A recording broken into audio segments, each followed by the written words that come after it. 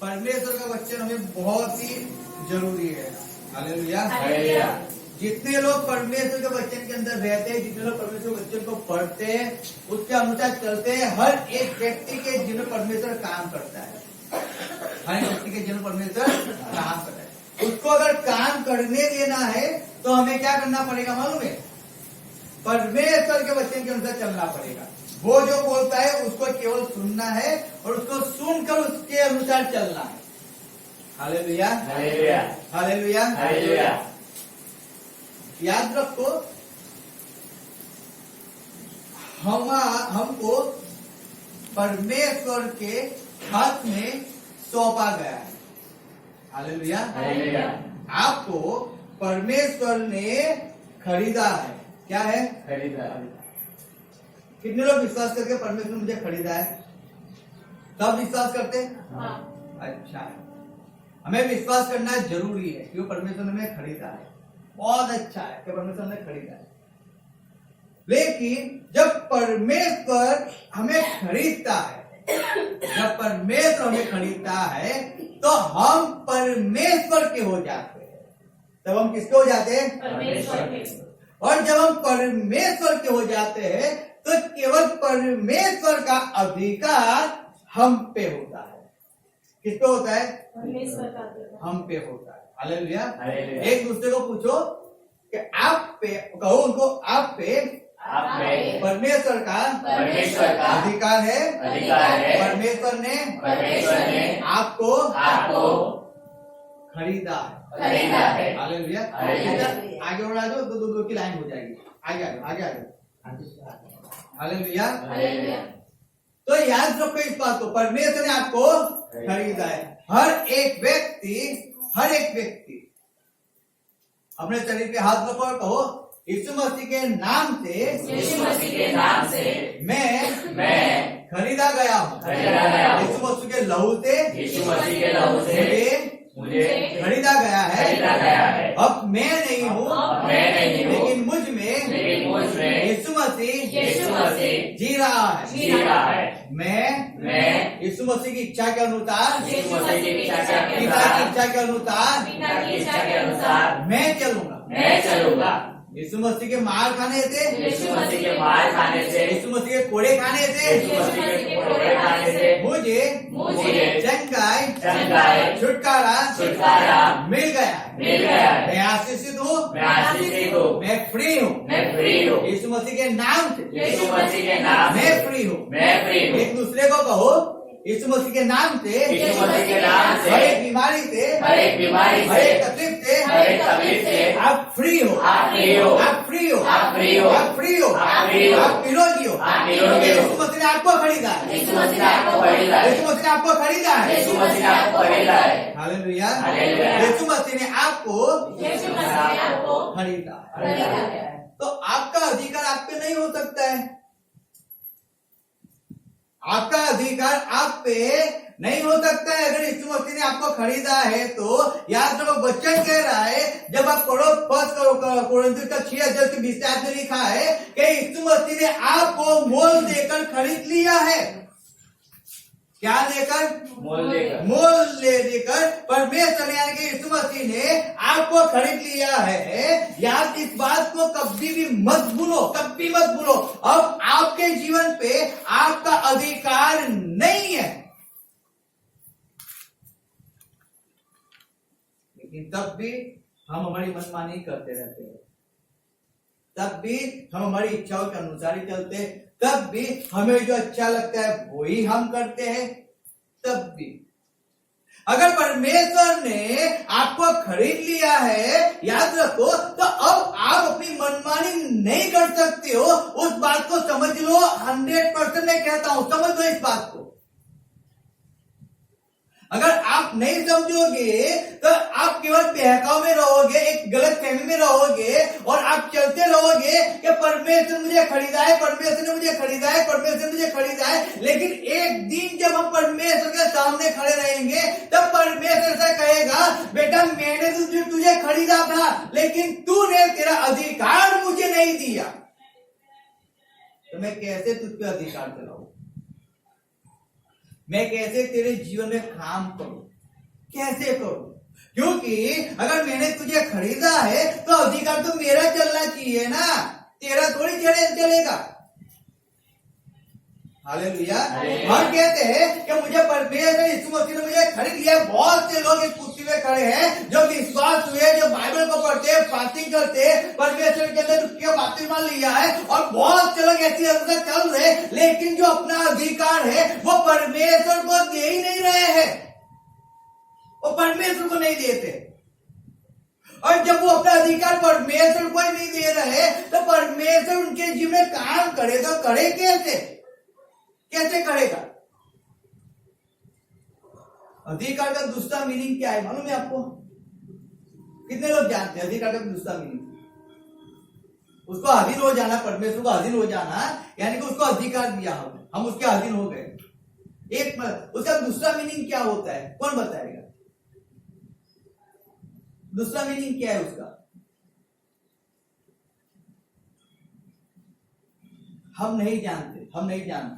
हिंदी में बहुत अच्छा आंसर है इसके लिए, बहुत अच्छा है। हम नहीं जानते, मैं सही में कहता हूं, आप नहीं जानते, बाइबल पढ़ते हो, लेकिन मैं सही में जब पढ़ते हैं ना, हमें उस बात की समझ होनी चाहिए कि बाइबल परमेश्वर ने जो एक शब्द लिखा है ना, वो शब्द की महत्व, उसकी प्रायोरिटी क्या है, उसकी वैल्यू क्या है, उसको समझो। अगर आप नहीं समझोगे, मैं सही में कहता हूं, आप ऐसे ही बहकाव में चलते रहोगे। हम परमेश्वर जी रहे, हम वही अनुसार चलते जाएंगे, हम परमेश्वर। लेकिन जिस दिन हम परमेश्वर के पास चलेंगे, जिस दिन हम इस शरीर को छोड़ दिया ना, उस दिन हमको अफसोस होगा, क्योंकि हमको बहकाव में थे, गलत फहमी में थे, हमको परमेश्वर के हाथ पे थे, परमेश्वर ने खरीदा था। लेकिन यहाँ पे तो आए तो परमेश्वर तो ना बोलता है, मैं तो तुझे पहचानता ही नहीं हूँ, अब मैं क्या करूँ? अब तो मैं वापस शरीर में नहीं जा सकता हूँ, क्योंकि मेरे शरीर को तो दफना दिया है, अब तो शरीर सड़ गया है, अब मैं उसमें वापस नहीं जा सकता हूँ, अब मैं आत्मा में नीचे भी नहीं आ सकता, क्योंकि मुझे परमिशन भी नहीं है कि ऊपर से मैं नीचे आऊं। यानी कि फिर केवल अफसोस ही होता है, उसके अलावा कुछ नहीं होता है। अधीन होना यानी कि 100% परमेश्वर को अधीन होना कहा जाता है। 100%। जब हम पढ़ते हम निकालेंगे उत्पत्ति, उसका 22 अध्याय निकालेंगे, उससे 1 से 22 अध्याय, 22 अध्याय, उससे 1 से 12 कलम हम पढ़ेंगे, उत्पत्ति निकालेंगे हम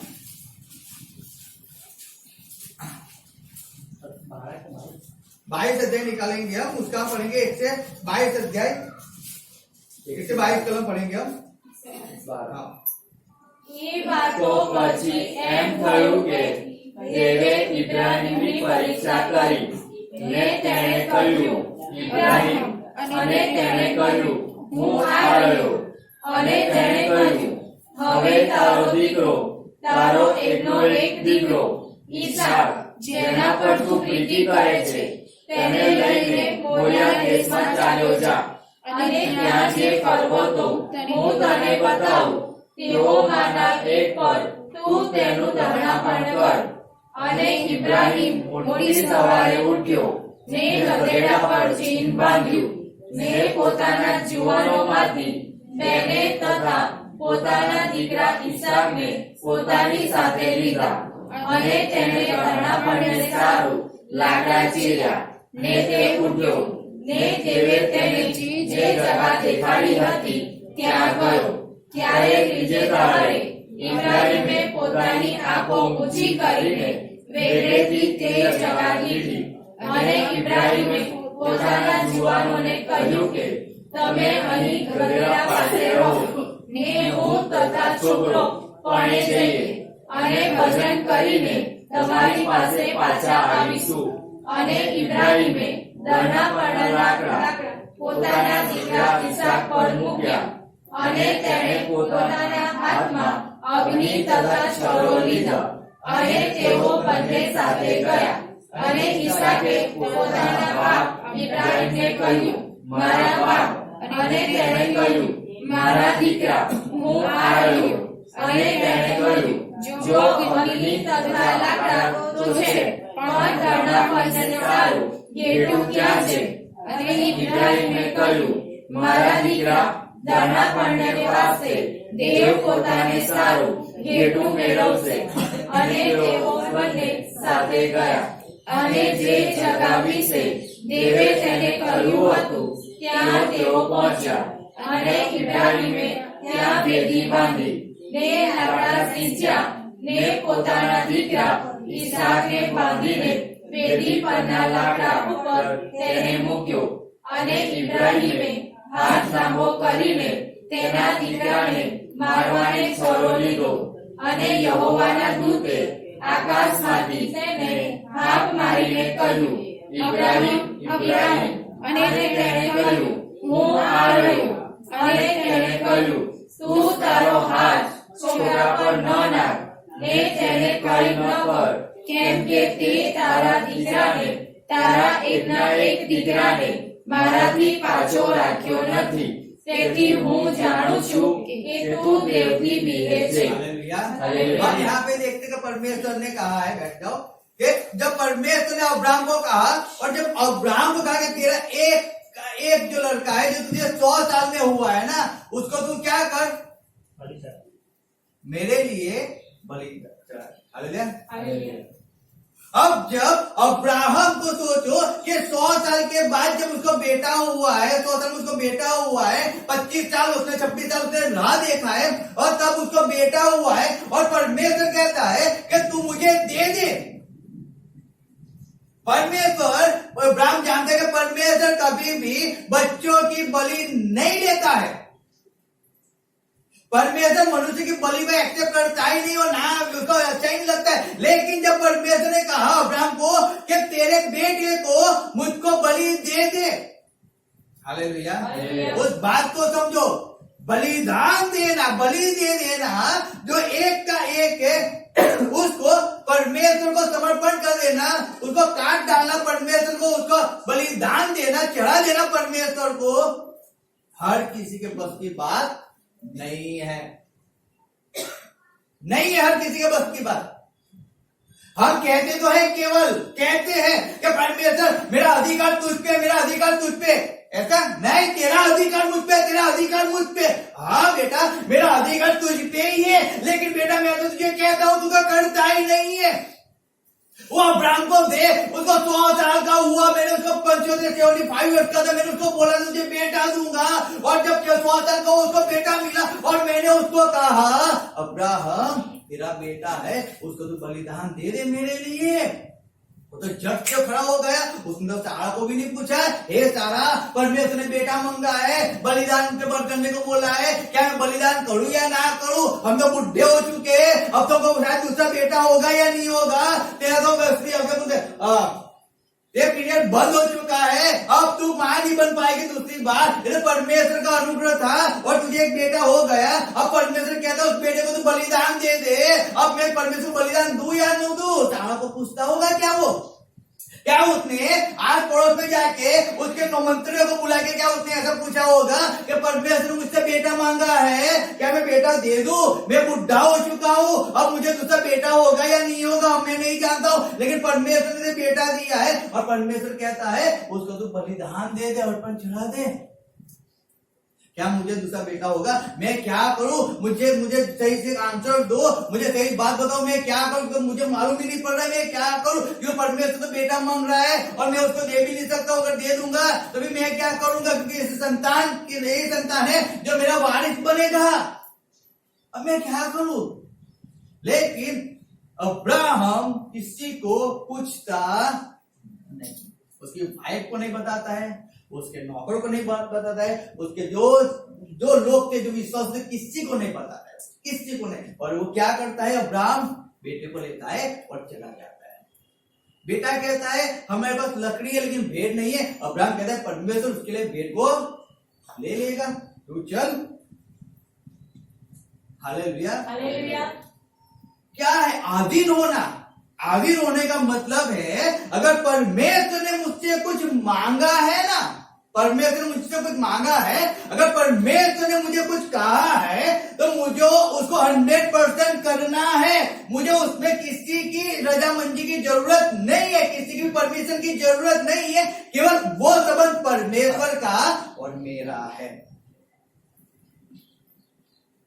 हालेलुया, हालेलुया। समझ आ रही है? संबंध केवल परमेश्वर का और मेरा है। उस संबंध के अंदर ना बीवी आती है, ना बाप आता है, ना माँ आती है, ना बच्चे आते हैं, ना आस पड़ोसी आता है, ना समाज आता है, ना गांव आता है, ना समाज के कोई नीति नियम आते, कुछ नहीं आता, केवल परमेश्वर आता है और उसके साथ मैं आता हूं। हमारे बीच में और कुछ आता नहीं, कुछ भी नहीं आता। आज फर्क ऐसा हो चुका है कि परमेश्वर तो है, हम भी है, लेकिन ये जो फासला है ना, फासला, इस फासले पे इतने खुद के लोग भर गए हैं ना कि हम परमेश्वर की इच्छा को सही तरह से 100% पूरी नहीं कर सकते, नहीं कर सकते, क्योंकि उसके अंदर पति आ गया, पत्नी आ गए, बच्चे आ गए, रोज का खाना आ गया, जॉब आ गई, संसार की चिंताएं आ गई, रोज संसार की डर आ गया, बीमारी आ गई, बहुत कुछ आ गया। रीजन क्या था मालूम है? क्योंकि परमेश्वर ने जो हमको कहा था वो चीज हमने नहीं किया। हमको तो उसको 100% अधीन होना था ना, 100%, लेकिन हम तो 100% बोलते रहे, लेकिन 100% अधीन होने की जगह है हम 100% पीछे होते रहे। तकलीफ वहां पे अधीन 100% हो जाना है। अगर अब्राहम 100% परमेश्वर को अधीन हो गया, अगर अब्राहम 100% परमेश्वर की इच्छा में चलने वाला हो गया, तो आप और मैं क्यों नहीं चल सकते? हालेलुया। उस बात को समझो, क्यों आप 100% परमेश्वर की इच्छाओं पे नहीं चल सकते? अगर आपने जब परमेश्वर को एक्सेप्ट कर लिया, अगर हम ऐसा कह रहे तो 1 कोरिन्थियों का 6:20 के आयत अनुसार क्या मुझे परमेश्वर ने खरीद लिया है, अगर परमेश्वर ने आपको खरीद लिया है तो आप मुझे ऐसा बताओ कि आपका अधिकार आपके ऊपर कैसे चलता है, आपकी वाइफ का अधिकार आप पे कैसे चलता है, आपका हस्बैंड का अधिकार आप पे कैसे चलता है, आपके माँ बाप का अधिकार आप पे कैसे चलता है, वो मुझे बताओ। अगर परमेश्वर ने आपको मोल देकर खरीद लिया है तो आप पे तो केवल परमेश्वर का अधिकार होना चाहिए और किसी का तो नहीं होना चाहिए।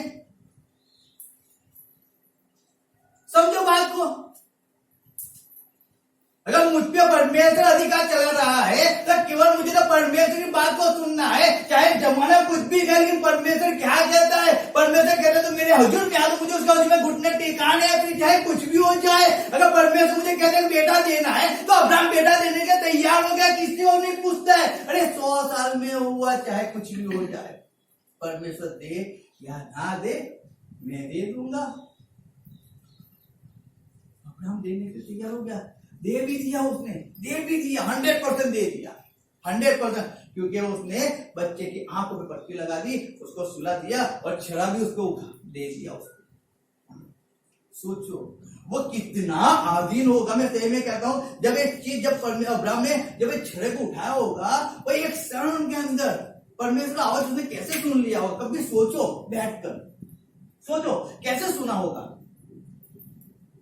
एक क्षण में उसका आवाज, मैं सही में कहता हूं, अगर कोई आपको वहां से आवाज लगाएगा तब तक तो सामने वाला कट जाएगा, फिनिश हो जाएगा।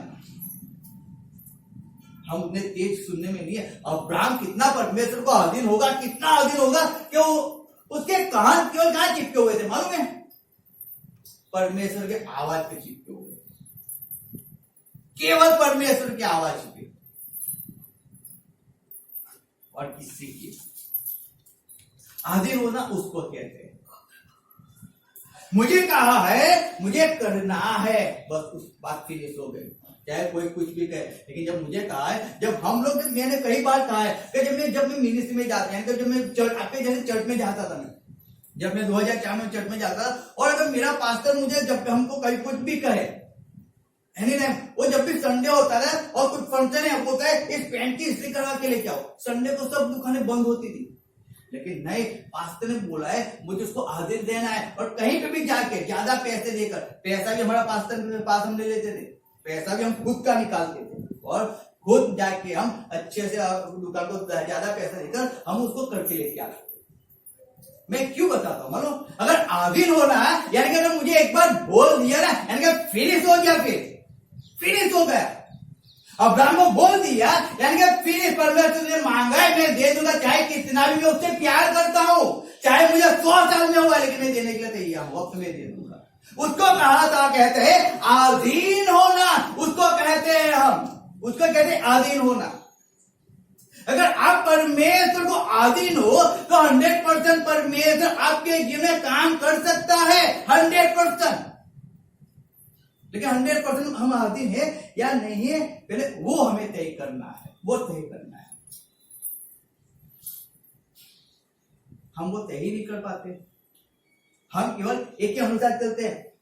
मैं चर्च में जाता हूँ, मैं संगति में जाता हूँ, मैं उपवास करता हूँ, मैं दशमांश देता हूँ, मैं प्रार्थना करता हूँ, मैं क्या बोलते सुसमाचार सुना दो, इसलिए मैं परमेश्वर को आधीन हूँ। अरे ऐसे परमेश्वर को आधीन तो हर कोई कर सकता है। जो चर्च में नहीं आता दशमांश भी देता है, चर्च में आता है वो सुसमाचार नहीं भी सुनाता है, कोई फर्क नहीं पड़ता है। आधीन होने का मतलब कि हर एक चीज में आधीन होना, हर एक चीज में आधीन होना। अधीनता का मतलब क्या है वो भी मैं आपको बताऊंगा, सही में बताऊंगा, क्योंकि परमेश्वर ने जब मुझे बताया है तो मैं आपको भी 100% बताऊंगा। क्योंकि आज तक हम केवल कहते हैं हम आधीन है, आधीन है, आधीन। अरे आधीन कहां होगा, कहां भी आधीन, मुझे बता तो दो एक बार। आधीन किसको बोलते हैं मालूम है? वो कठपुतली होती है, कठपुतली। आपने खेल देखा होगा, वो जैसे उसको नचाता है ना, वैसे कठपुतली नाचती रहती है, वैसे नाचती रहती है। वो अधीन है अपने सेठ को, वो अधीन है उसके मालिक को, तो जैसे नचाता है वैसे नाचाई करो बस। मैं हर बार कहता हूं कि मैं कठपुतली हूं परमेश्वर की, परमेश्वर जैसे नचाता है वैसे नाचता ही रहूंगा। परमेश्वर की इच्छा हो जाएगी, वो कठपुतली का खेल बंद कर देगा, मैं यहां से चला जाऊंगा। मैं हर बार लोगों को कहता हूं, जब भी कहीं भी जाता हूं, कोई सेवक के पास जाता हूं, लोग मुझे कहते तुम अच्छी सेवा करता, अच्छी सेवा। मैं उनको एक ही चीज कहता हूं, मैं कठपुतली हूं, मैं कठपुतली हूं। परमेश्वर मुझे नचा रहा है, मुझे दौड़ा रहा है, मुझे काम करा रहा है, मैं वही अनुसार कर रहा हूं, क्योंकि मैं उसके हाथों में पड़ा हूं। वो मेरे हाथों में नहीं है कि जब इच्छा हुई वो घिस दिया और उस जिन को बुला दिया, परमेश्वर आ जा, और परमेश्वर मेरा इतना काम कर दे, इच्छा हो गई फिर उसको भेज दिया, वापिस जब इच्छा हुई वापिस उसको घिस दिया, वापिस उसको बुला दिया। नहीं, मैं उसको अधीन हूं ना, वो मुझसे अधीन नहीं है, वो तो मेरा अधिकारी है। अब्राहम का अधिकारी वो था, उसने अब्राहम को बेटा दिया, वो अब्राहम को लेके आया, उसने कहा मैं तुझे आशीष करूंगा, उसने कहा मैं तेरे बच्चों को आशीष करूंगा, उसने कहा मैं तुझे कनान देश, दूध और मधु वाला देश में तेरे बच्चों को दूंगा। उसने कहा, अब्राहम अब परमेश्वर को अधीन था, और इतना अधीन था उसने अपना एक बेटा देने के तैयार हो गया, एक ही था वो भी देने के तैयार हो गया। आज हम क्या परमेश्वर को देने के लिए तैयार है? सोचो, क्या देने के लिए तैयार है? कहां तक हम परमेश्वर को देने के लिए तैयार है? सोचो। अपने जीवन जब घर जाओ, इस बात को समझना मैं पहले कहता हूं, सोचना इसका आंसर, क्या मैं परमेश्वर को 100% आधीन हूं? क्या मैं भी केवल बहकाव के अंदर चल रहा हूं, मैं बबड़ा के अंदर चल तो नहीं रहा हूं? सोचना एक बार। आधीनता का मतलब क्या है उसको समझना, जब आप कह पाओ। जब दाऊद था, जब हम दाऊद को देखते हैं, हम पढ़ते हैं दाऊद का दूसरा शमूएल 5 उसका 25 आयत, 5 का 25 हम पढ़ेंगे। फर्स्ट शमूएल उसका 5 का 25 हम पढ़ते हैं, सॉरी दूसरा शमूएल 5 का 25, और उसमें ऐसा लिखा है, यहोवा की इस आज्ञा के अनुसार दाऊद गेबा से लेकर गेजेर तक फलिस्तियों को मारता गया। क्या लिखा है ऊपर 24? और जब तुझ वृक्षों की कुनगियों में से सेना के चलने की इसकी आहट तुझे सुनाई पड़े, तब यह जानना कि फुर्ती करना कि यहोवा फलिस्तियों की सेना के मारने को मेरे आगे अभी पधारा है। हालेलुया। वो दाऊद था, दाऊद के विषय में हम जानते हैं, दाऊद ने जब पाप किया, क्या किया? पाप करने के बाद जब उसको शिक्षा मिली ना, शिक्षा उसने एक्सेप्ट कर ली। क्या किया? दाऊद एक ऐसा बंदा था, सही में ऐसा परमेश्वर का दास था, क्योंकि परमेश्वर उसको क्या, मारो मन गम, मारो मन गम तो क्या आपके विषय में परमेश्वर मेरे विषय में कह सकते हैं? मारो मन में सोचो, मारो मन को। और जब परमेश्वर को कहा, मेरा मन पसंद को कहा, उससे पाप हो गया, गलती हो गई, I am accept you, I am accept you. अरे मैं मनुष्य के हाथ में क्यों पढ़ू, मैं लड़की के हाथ में क्यों पढ़ू? मैं अगर परमेश्वर का गुनहगार हूं, मैं परमेश्वर के हाथ में ही पढ़ूंगा ना, वही मुझे बचाएगा ना, वही बचाएगा। लेकिन जब वो परमेश्वर के हाथ में पड़ा, कितने लोग मारे गए? बहुत से लोग मारे गए। और जब मारे गए, दाऊद कहता है परमेश्वर पाप तो मैंने किया है ना, गलती मैंने किया है, मैंने गलत किया है, तो तुम लोगों को क्यों शिक्षा दे रहा है, लोगों की मार रहा है? मुझे मार, मेरे परिवार को मार दे, मेरे लिए लोगों पे क्यों पाप आ रहा है, क्यों शिक्षा आ रही है? और परमेश्वर ने दूत को कहा, दूत ने हाथ को बंद कर दिया तलवार चलाना। और जब तलवार चलाना बंद हो गया, अब दाऊद परमेश्वर के इतने अधीन हो गया, इतना अधीन हो गया, अब क्या करता है मालूम है? लड़ाई लड़ने जाना है ना, तो पहले परमेश्वर को पूछता है, परमेश्वर जाओ या ना जाओ? तू बोल तो भी जाओ, तो ना बोल तो नहीं जाऊंगा।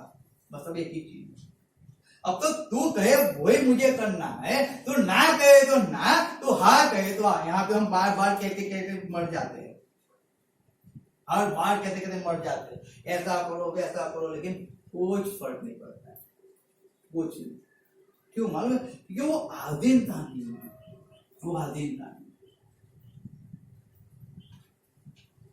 जब तक हम आधीन होना नहीं समझेंगे, तब तक परमेश्वर काम कैसे करेगा, कैसे करेगा?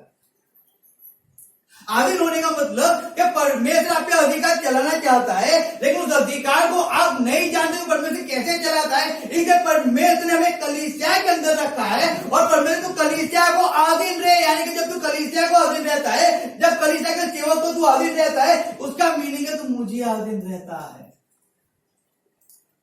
जब कलीसिया सेवक तुझे कुछ कहता है, उसको तुझे कान खोलकर तुझे हमसे कहते चले जाओ घर पे जाके खाना बना दो, नहीं है तो हम ही बैठे रहेंगे और शाम को 100 रुपए का भी चिकन लाके खा लेंगे। अरे आधीन होने का मतलब है कि जाओ घर पे जाओ, काम करो, काम करके हमको मीटिंग में आना है, आप पैसा क्यों बिगाड़ रहे हो फालतू का? लेकिन नहीं, हम थोड़ी मानने वाले हैं, हम थोड़ी आधीन है। बोलने में क्या जाता है, बोल दो, हम तो परमेश्वर के दास है, हम तो आधीन है, क्या कुछ फर्क पड़ने वाला है? जब भी कोई पूछता है हम बोल देंगे हम तो मानते हैं, हम तो परमेश्वर के अधीन है, हम तो हमारे दास के अधीन है, हम तो हमारे सेवक के अधीन है, हमको तो जो कहते हैं हम सब कुछ करते हैं। क्या करते हो, क्या करते हो? बता तो दो, क्या करते हो? यहाँ पे दाऊद केवल सुनता है, आगे अच्छा, आगे पीछे पीछे, कहां से जाऊं तू मुझे बोल, वहां से मैं जाऊंगा, तू बोल, मैं तुझको अधीन हूं। हालेलुया। वो दाऊद परमेश्वर को अधीन था, अधीन, पूरा 100% अधीन। केवल परमेश्वर बोले वही करना है, परमेश्वर ना बोले उसको नहीं करना है, फिनिश बात, फिनिश।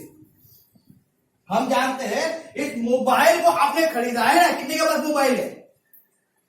कितने के पास? सबके पास है ना। आपने जब मोबाइल को खरीदा तब आपने इसकी कीमत तो दिया होगा 15,000, 20,000, 10,000 कीमत देकर तो खरीदा ना आपने। अब ये मोबाइल आपको अधीन हो गया, अब जब ये आपको अधीन हो गया, आप इसमें गलत फिल्म देखते हो या अच्छी फिल्म देखते हो, आप इसमें गेम खेलते हो, आप उसमें परमेश्वर को वर्शिप करते हो, आप परमेश्वर के वचन को सुनते हो, आप इसमें शिक्षा पाते हो, कुछ भी पाते हो, लेकिन इस कंपनी का मालिक यानी कि जो दुकान का मालिक था वो ना आके आपको ऐसा कह सकता है तो ऐसा मत दे, और ना कंपनी, जिस कंपनी ने इस मोबाइल को बनाया है वो आपको ना नहीं बोल सकते तुम ऐसा मत देखो मोबाइल के अंदर। वो आपको ऐसा नहीं कहता है कि आप इसको ऐसा यूज मत करो, नहीं तो मोबाइल लेके चले जाएंगे, क्योंकि कीमत आपने दिया है, अब उसका कोई अधिकार इस पे नहीं है, नहीं है उसका अधिकार। अब केवल अधिकार परमेश्वर का है, आपने परमेश्वर को अधिकार, अपना अधिकार दे दिया है, तो परमेश्वर का अधिकार आप पे है, आपका खुद का अधिकार अब नहीं है, नहीं है। आप चाहो तो मोबाइल को स्विच ऑफ करके रख दो, वो आपका अधिकार है, क्योंकि आपने उसको खरीदा है ना। आप चाहो उसको वापस चालू कर दो, आप चाहो उस पर बात करो, मत चाहो जब भी इच्छा हो दे वो सामने से हलो हलो करते हम कट कर देते हैं ना, हमारा अधिकार है ना, हमारा अधिकार हम कट कर देते हैं, वो सामने हलो हलो करने दो, हमें क्या फर्क पड़ता है, हमें उसकी बात नहीं सुननी, कौन करते थे? हमें उठाना है तो उठा दे, नहीं उठाते। क्या कभी उसका मालिक आके कभी आपको ऐसा कहा है तुम फोन क्यों नहीं उठाते हो? कभी कहा है? क्यों नहीं कहा? उसको कुछ नहीं फर्क पड़ता है, क्योंकि अब उसका अधिकार नहीं है, अब आपका अधिकार है, खरीद लिया है। तो परमेश्वर ने अब्राहम को अधिकार, अब्राहम को खरीदा था, परमेश्वर ने दाऊद को खरीदा था। पृथ्वी बनी तब से लेके आज तक हर एक व्यक्ति को परमेश्वर ने खरीदा है, हर एक व्यक्ति को खरीदा है। हम अब्राहम को कहाँ खरीदा? परमेश्वर नए नियम में मर गया ना। अरे नए नियम में मर के भी परमेश्वर ने, आप पढ़ो पत्रस ने लिखा है कि उसने जाकर सुसमाचार को सुनाया और सब जिन्होंने विश्वास किया उन सबको उसने खरीद लिया। पहले से उसकी योजना थी, सब कुछ खरीदा उसने। सबको अधिकार देने का मतलब 100% देना होता है। 1%, 99%, 100% देना होता है। अधिकार का मीनिंग परमेश्वर कहता है वही हमें करना है, दाऊद वही करता था जो परमेश्वर कहता। हम जानते एलिया को जानते, जब एलिया ने भविष्यवाणी की कि 3.5 साल तक बारिश नहीं गिरनी चाहिए, आकाश बंद हो गया, आकाश बंद हो गया। अधिकार अधीन हो गया। आकाश किसको हो गया मालूम है? एलिया को अधीन हो गया। तो अरे आकाश अधीन कैसे हो सकता है एलिया को? वो तो परमानेंट मनुष्य था, सबसे पहले वो परमेश्वर का दास था। अरे वो आकाश परमेश्वर के दास को अधीन हो जाता है, क्या बात है। यहाँ पे मनुष्य तो दास के विरुद्ध हो जाते हैं। बोलने दो, उनको क्या फर्क पड़ता है, हमें जो मर्जी हो हम वैसा ही करते रहेंगे। सो जो आकाश है, जब वो एलिया के अधीन हो गया, 3.5 साल बारिश नहीं गिरी है, नहीं गिरी है। कितना आकाश भी एलिया की बात को मानता होगा, सोचो कितना मानता है। हम मानते हैं क्या? क्यों मालूम है? हम अधीनता के अंदर नहीं। कहने के लिए तो हम अधीन है, आज्ञा पालन के लिए अधीन नहीं। बोलने में क्या जाता है, बोल दो, जो बोलना है वो बोल दो। अरे मैं आकाश से तारे तोड़ के लेके आओ, किसने आकाश से जो आकाश से तारे तोड़ के लेके आए, बोलने में क्या जाता है। मैं परमेश्वर को बहुत प्रेम करता हूं, अरे क्या जाता है बोलने में। जब जान देंगे तो पिछली गली से भाग लेंगे, क्या जाता है। नहीं, अधीनता का मतलब समझ लो, आज उसको समझ लो। अगर आपने अपना अधिकार परमेश्वर को दे दिया, आपकी कोई भी मर्जी आप पे नहीं कर, कोई भी। आप अपने आप में मर गए। अब आप एक केवल तत्व की हो, क्या हो? तत्व। और जब तत्व की हो, मैं चाहता है परमेश्वर जैसे आपको चलाता है, परमेश्वर जैसे आपको दिखाता है, परमेश्वर जैसे आपको बुलाता है, परमेश्वर जैसे आपको दिखाता है, उसके अनुसार आपको देखना है, आपको बोलना है, आपको चलना है, आपको काम करना है। मुझे बोला गया है, मुझे उतना करना है। ठीक है। आगे का मतलब क्या है? वही है कि परमेश्वर की इच्छा आपके दिनों पूरी होनी चाहिए। साउल ने परमेश्वर को अधीन नहीं हुआ। साउल क्या हुआ मालूम? उसका राज्य चला गया। परमेश्वर उसको दूसरी बार तक दिया कि नहीं दिया? दिया ना, दूसरी बार तक दिया, तब भी वो अधीन नहीं हुआ। अरे एक बार नहीं हुआ, चलो छोड़ो, एक बार तो मालूम पड़ गया ना, लेकिन दूसरी बार तो अधीन हो जा, लेकिन तब भी मनुष्य अधीन नहीं होता है, तब भी नहीं। तब भी वो परमेश्वर की बात को सुनता ही नहीं, तब भी अपनी मनमानी करता रहता है। अब उसके बाद रोने के अलावा कुछ चांस नहीं था, क्योंकि उसका राज्य भी चला गया, सब चले गए। क्या बोलते उसको, एक आत्मा जो उसके अंदर आ गई और उसको सताती रहती है, उसको डर लेके आती है, उसको भय लेके आती है, अशुद्ध आत्मा उसके अंदर वास करती है। क्यों मालूम है? क्योंकि परमेश्वर को जब अधीन नहीं हुआ, तो याद रखो, जब आप परमेश्वर को अधीन नहीं होते हो तो किसी एक व्यक्ति को तो आपको अधीन होना ही पड़ता है ना, फिर वो आपके अधिकार चलाता ही है। क्यों नहीं समझते हो? अगर परमेश्वर की इच्छा के अनुसार नहीं चलोगे तो आपको और कोई अपनी इच्छा के अनुसार चलाएगा। समझे इस बात को? उससे अच्छा परमेश्वर का अधीन हो जाओ ना, वो अच्छा है। मालूम नहीं पड़ता है, परमेश्वर दास को अधीन रहो, वो अच्छा है। तो आपको सही बात तो बताएगा, सही बात तो सिखाएगा, वचन पे कैसे चलना है। जब हम लोग गए तो एक मेरा फ्रेंड तो मुझे कहता है आप आगे क्यों नहीं गए, उन्होंने बुलाया आपको आगे जाना चाहिए ना।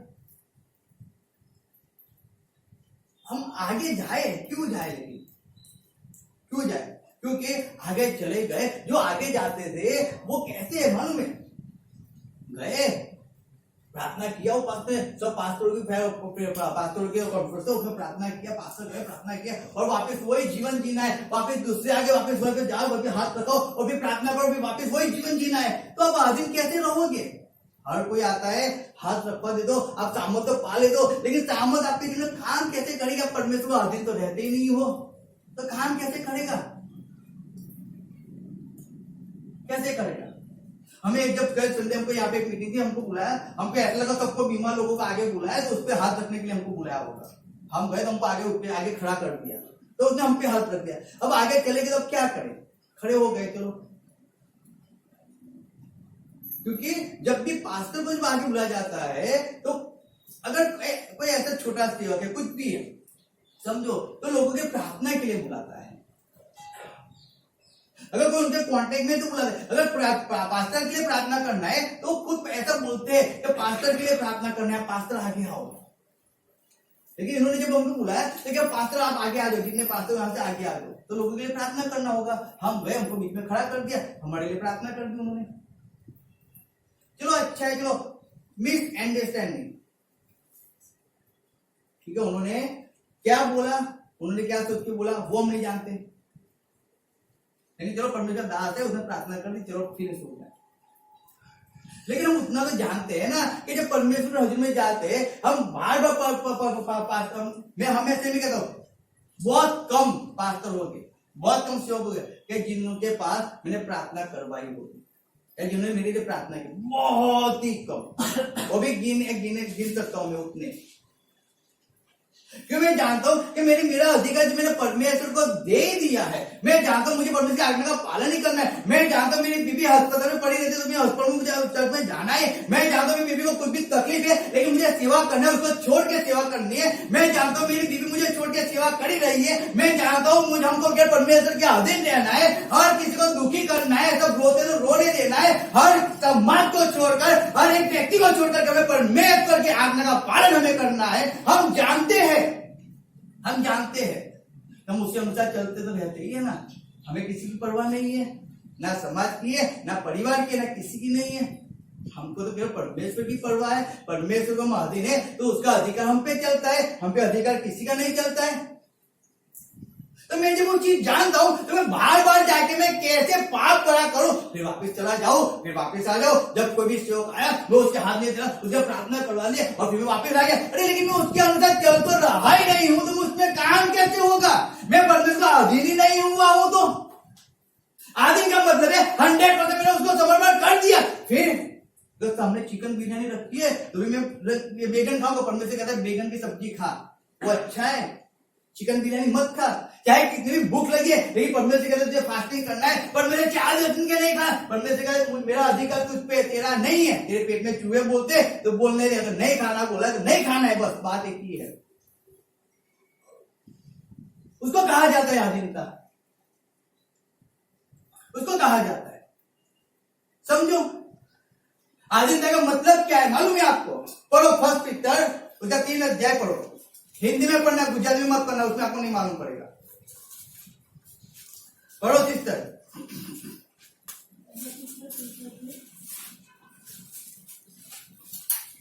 1 पीटर 3 अध्याय और उसके पढ़ो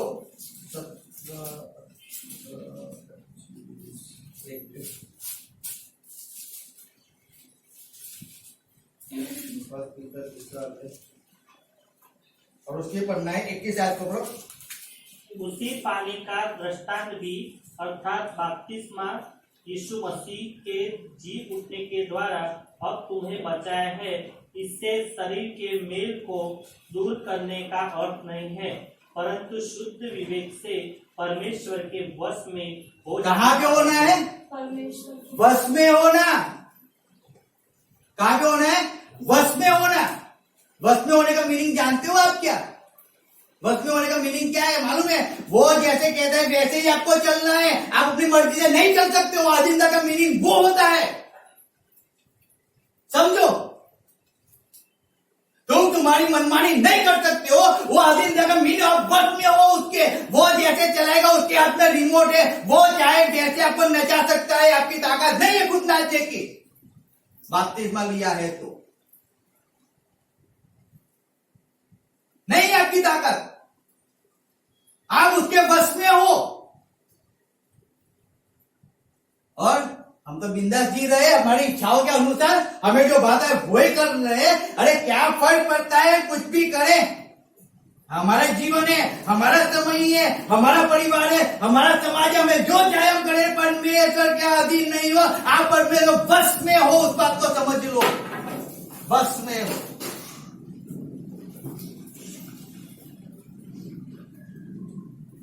परमेश्वर कहता है कि तुझे वहां पे जाना, चर्च में जाना है, कि आपको जाना है। आप अपने आप के अधीन नहीं हो।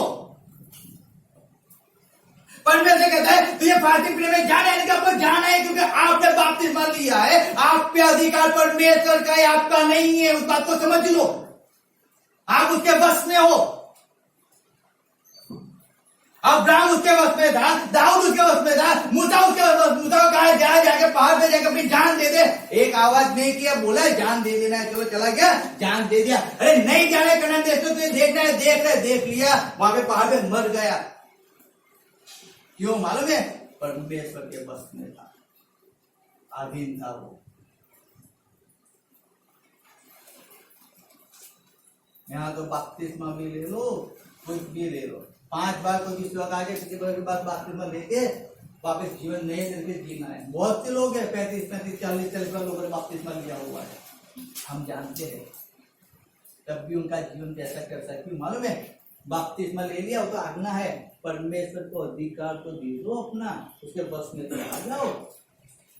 आप अपनी मर्जी से नहीं चल सकते हो, नहीं चल सकते। हमको जब आधी रात को फोन आता है, 2 बजे फोन आता है, हम उठ के भग जाते हैं प्रार्थना के लिए। आधी रात को 2 बजे, अरे 2 बजे जाना है, हम बोलते फोन पे प्रार्थना नहीं, आप घर पे आके प्रार्थना करो। अरे थक गए, पक गए, लेकिन क्या जाना है, और छत से जाते हैं, अपना पड़ता है। क्यों मालूम है? हम हमारे खुद से थोड़ी है, हमारा रिमोट तो उसके हाथ में। तो रात को 2 बजे चालू कर देगा, हमको तो भगना पड़ेगा ना, क्योंकि हम तो उसको अधीन है ना, हम तो उसके वश में। हम तो कद कुछ लिए तो जैसे नचे वैसे नाचो। अगर नींद नहीं मिलती तो नहीं चलेगा, हमको तो वहां पे भगना ही है।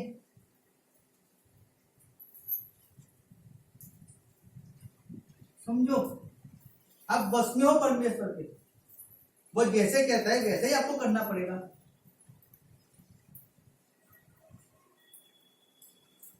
हम तो कर ही नहीं रहे, हम तो बड़ी मनमान में जी रहे। पौलुस को कहा कि तुझे जाना है रोम में, जाके तुझे शुभ समाचार सुनाना है। पवित्र लोग कहते हैं तू पौलुस वहां पे जाएगा ना, हम पढ़ते हैं जब हम आप निकालो काम 21 अध्याय उसका 13-14 कहता है कि पौलुस को कहा गया, पौलुस तुझे वहां पे जाएगा, तुझे मार दिया जाएगा। लोग रोते थे, लोग दुखी हो गए। क्यों? पौलुस परमेश्वर का दास था, इतना अच्छा प्रचारक था पौलुस, उसने बहुत कली से वो छापा। लेकिन पवित्र आत्मा ने उससे क्या कहा मालूम है? धर्म। क्या कहा? मुझे जाना है, बोलना है। पौलुस कहता है तुम चिंता मत करो, मैं तो परमेश्वर के लिए मरने के लिए भी। क्या बात है! यहाँ तो क्या है, 32 दांत दिखा दो, फिर तो अपनी मनमानी करा करो। हे मैं सबको चल चिंता मत करो। फिर तो जब करने के बाद 50 बार बोलो ना, तब भी कान में से नहीं निकलता है, तो भी उठना ही नहीं है। मैं चिपके पेड़ को तो मजबूत बोले, यहाँ से उखड़ूंगा तो नहीं।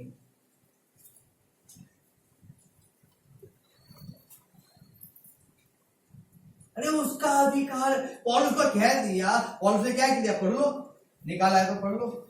तो काम 21-13-14। ત્યારે પાઉલે તેમને ઉત્તર આપ્યો કે તમે શું કરવા રડો છો અને મારું દિલ દુખાવો છો? હું તો એકલો બાંધવાને નહીં પણ પ્રભુ ઈસુના નામની ખાતર યરૂશલેમમાં મરવાને પણ તૈયાર છું. જ્યારે તેણે માન્યું નહીં ત્યારે પ્રભુની ઈચ્છા પ્રમાણે થાવ એમ કહીને અમે ચાલ્યા રહ્યા. हालेलुया। अरे क्यों रो रो के दिल दुखा रहे हो? पौलुस ऐसे भी नहीं चढ़े रुकने वाला है, वो ऐसे भी नहीं रुकने वाला है। मेरी बीबी रोती नहीं है लेकिन कहती है, रोती नहीं है कहती है, लेकिन तब भी मुझे जो करना है वही मैं करता हूँ, और उसे जो करना है वो कहता है, मैं कितना भी उसको बोलूं। क्यों मालूम है? क्योंकि उसका और परमेश्वर का संबंध कुछ और है, मेरा और मेरा परमेश्वर का संबंध कुछ और है। वो जानती हो कहीं भी जाएगी वो सबके सामने कह देगी कि मेरे पति को मेरी नहीं पड़ी है। वो अगर मुझसे और परमेश्वर को चुनना होगा तो पहले परमेश्वर चुनेगा। वो कहती है, मैं भी वहां सब जगह जाके वही कहता हूँ, मैं कबूलात करता हूँ। तो मैंने जब जीवन को समर्पण किया ना, जब मेरे परमेश्वर मुझे बपतिस्मा लिया ना, तब मेरी वाइफ मेरे पास नहीं थी, मैं उसको कितना पहचानता भी नहीं था। मैं केवल एक ही व्यक्ति को पहचानता था, वो था यीशु मसीह। मैंने उससे प्रेम किया और मैंने उससे शादी की। अब वो मेरा हस्बैंड है और मैं उसके बस में हूँ, वो मेरा अधिकारी है। और मैं जब मैंने बपतिस्मा लिया तो मैंने कहा था कि मेरा संपूर्ण में हर एक पाप को मैं एक्सेप्ट करता हूँ, मैं हर एक अपराध को एक्सेप्ट करता हूँ और मेरा पूरा अधिकार मैं यीशु मसीह को देता हूँ। मैंने तब पूरा अधिकार दे दिया। अब रात को 12 बजे भी तो संगति होती थी, तो रात को 12 बजे संगति रुकना पड़ता, रात को 12 बजे सर के पास से आप आओ प्रार्थना के लिए, रात को 12 बजे उठ के प्रार्थना में जाते थे। क्यों मालूम है? अब मैं तो मर गया 2004 में, अब मैं थोड़ी जी रहा हूँ, अब तो परमेश्वर जी रहा है। तो परमेश्वर मुझे जैसे भगाना है भागो, उसमें क्या है? वो बल देता है, वो सामर्थ देता है। जब भी सुबह प्रचार करते ना सकते, हम जब सुनकर गए जो आए थे और सुबह 5 सब लोग आराम करते। वो सिस्टर बोलती है सबने हराम किया भैया, दीदी आप सबने हराम किया, और ड्राइवर था उन्होंने हराम किया, वो जो सब लोग सो गए और आप दोनों ही केवल हराम नहीं किया। मैंने कहा हमने परमेश्वर को हमारे जीवन समर्पण किया है। अगर हम कहीं पे जाते हम आराम करने नहीं जाते, हम वहां पे आए तो परमेश्वर चांस दे रहा है तो हम आपको परमेश्वर की बात क्यों ना सुनाए। अरे आराम तो फिर भी कर लेंगे, हम पहले तो परमेश्वर का काम कर ले एक बार, फिर आराम ही आराम करना है। ये 7 दिन का जीवन है, चला जाएगा, फिर लाइफ टाइम आराम ही करना है हमें। फिर कहाँ लाइव उकारा है क्या? भागम तोड़े नहीं है। यहाँ पे कर लो थोड़ा, जितना बोलना है कर लो, काम करना इतना कर लो, बाद में कुछ नहीं कर पाओगे। समर्पण है परमेश्वर को, उसके बस में है। इसलिए मैं संगति को नहीं छोड़ता, मैं कभी भी नहीं छोड़ता। लेकिन जब किसी का जीवन में काम होने वाला होता है ना, जब कोई व्यक्ति परमेश्वर में उसको लाना है ना, एक सिस्टर को होती है तो मैंने कहा कि तुम प्योर पास्टर फ्रेंड के चर्च में उनको लेके जाओ और किसी का चर्च में लेके ना, वो जानती है कि वहां पे एक ही चीज सिखाई जाएगी, सच क्या है, कैसे चलना है। आपको कदर नहीं है, आपको वैल्यू शायद नहीं होगी, मैं सही में कहता हूँ। जो परमेश्वर वचन कहता है ना कि प्रबोधक उसके घर के अंदर मान बिगड़ता है, लेकिन जब बाहर जाता है तो उसको कितना मान और सम्मान मिलता है उसी को मालूम होता है। Hallelujah, hallelujah. मैं सही बात बताता हूँ, मजाक नहीं करता हूँ। क्योंकि मैं अगर परमेश्वर को अधीन हूँ, मेरे वाइफ परमेश्वर को अधीन है, तो हम कहीं भी जाते दरवाजे ऑटोमेटिक खुल जाते हैं। तो परमेश्वर की कृपा है, क्योंकि हम उसके हैं ना, हम उसके हैं तो हम पे हमारे जीवन में काम करता है ना वो। लेकिन अगर हम उसके होंगे ही नहीं तो काम कैसे होगा, कैसे होगा? हम सोचते थे कैसे वहां पे जाएंगे, कैसे पैसा है नहीं, पैसा है नहीं। और सिस्टर गए परमेश्वर की कृपा से, जब गए तो थोड़ी सी भेंट आई, थोड़ी सी भेंट है, चलो घर तो निकल जाएगा, थोड़ा अनाज पानी ले गया और वहां पे जाने का 1600 रुपए 2000 रुपए खर्च हो जाएंगे। लेकिन अगर व्यक्ति का जीवन बच जाता है तो 1600 रुपए कहाँ ज्यादा है। हालेलुया, कहाँ नींद ज्यादा है, कुछ फर्क नहीं पड़ता है। चलो एक व्यक्ति तो परमेश्वर में आ रहा है, परमेश्वर में उद्धार पा रहा है, पहली बार परमेश्वर में आया तो उसको परमेश्वर में काम तो करेगा। आधीन हो जाओ, हम कर चुकी है। हालेलुया, याद रखो इस बात को, याद रखो, परमेश्वर को आधीन। हम जानते हैं जब तूफान आया, इस मसीह सो रहा है, इस मसीह खड़ा हो गया, कहा तूफान थम गया, क्योंकि तूफान परमेश्वर को अधीन था। जब शाद्रक मेशक अबेदनगो जब अग्नि की भट्टी में जाते, वो अग्नि भी परमेश्वर को अधीन थी, क्योंकि उन्होंने उसको नहीं जलाया। याद रखो, याद रखो, जब यूना को जब पानी में डाल दिया, वो बैल भी, वो मच्छी भी परमेश्वर परमेश्वर को अधीन थी। परमेश्वर ने कहा केवल निगलना है, उसको पेट में डालना है और न्यू में जाके निगल देना है, चबाना नहीं है। तेरा कैसा भी एसिड है, लेकिन यूना को एक भी इतनी भी तकलीफ नहीं होनी चाहिए। मच्छी भी परमेश्वर को अधीन है, क्या बात करते हो? यहाँ मनुष्य केवल परमेश्वर को अधीन नहीं होता है, बाकी तो हर एक चीज जो परमेश्वर ने बनाई है वो सब परमेश्वर को अधीन है। सब चीज परमेश्वर को अधीन है। अरे मृत्यु भी परमेश्वर को अधीन है। जब परमेश्वर ने लाजर को कहा, जब 4 दिन का मुंह डाला, कहा हे लाजर बाहर आ, वो मौत भी परमेश्वर को अधीन हो गई और बाहर निकल आया लाजर कफन निकले। सोचो बात को, उसको कहा जाता है अधीनता, उसको कहा जाता है परमेश्वर के बस में होना। उसको कहा जाता है कि अगर मैंने अपना जीवन परमेश्वर को समर्पण कर दिया, अरे मेरी बीवी, मेरा हस्बैंड, मेरा पति, मेरा भाई कौन है मुझे नहीं जानता हूं, मैं केवल एक ही व्यक्ति को जानता हूं, वो परमेश्वर है, वो परमेश्वर। उसके लिए जीऊंगा और उसके लिए मरूंगा, वो परमेश्वर है।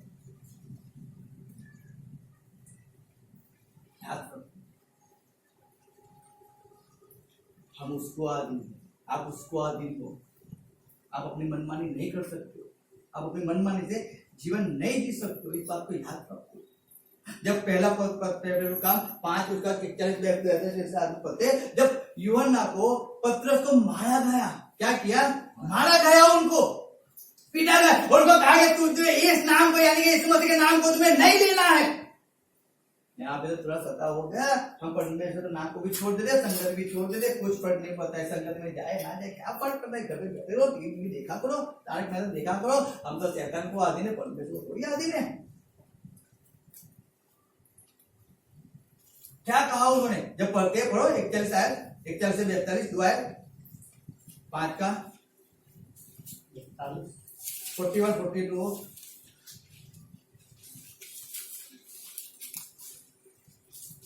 वे इस बात से आनंदित होकर तब उन्होंने 40 आयत बताओ, तब उन्होंने उनकी बात मान ली और प्रेरितों को बुलाकर पिटवाया और यह आज्ञा देकर छोड़ दिया कि यीशु के नाम से फिर बातें न करना। वे इस बात से आनंदित होकर महासभा के सामने से चले गए कि हम उसके नाम के लिए निरादर होने के योग्य ठहरे और प्रतिदिन मंदिर में और घर घर में उपदेश करने और इस बात का शुभ समाचार सुनाने से कि यीशु मसीह है यीशु मसीह मसीहा है, न रुके। हालेलुया, न रुके। क्यों नहीं रुके मालूम है? क्योंकि किसके वश में थे? उनका अधिकारी कौन था? परमेश्वर का था। पौलुस कहता है मैंने इतना मार खाया, इतनी चोटी का मार खाया, पत्थर का मार खाया, मैं भूखा रहा, बंदी गृह में गया, अरे सब कुछ किया, लेकिन मैं क्यों किया मालूम है? अब मैं हूं ही नहीं, मैं तो उसके बस में हूं और जो करेगा वही मुझे तो करना पड़ेगा ना। तो हालेलुया, समझो आप अपनी मनमानी नहीं कर सकते हो। आपका बेटा रो रहा है, परमेश्वर कह रहा है कि चल जा चर्च के अंदर, जा संगति के अंदर, अरे कितना थका पका है, कुछ चिंता नहीं, चल संगति में जा। तो संगति में जाना पड़ता है, तो मेरा थोड़ी है, परमेश्वर का है। परमेश्वर तो जानता है मैं चल नहीं सकता हूँ, मेरे पैरों में खिल्ले पड़े। परमेश्वर बहाने बनाना बंद कर, तू तेरा नहीं है, तू मेरा है। वो खिल्ला तेरा कुछ नुकसान नहीं कर सकता है, तू जा।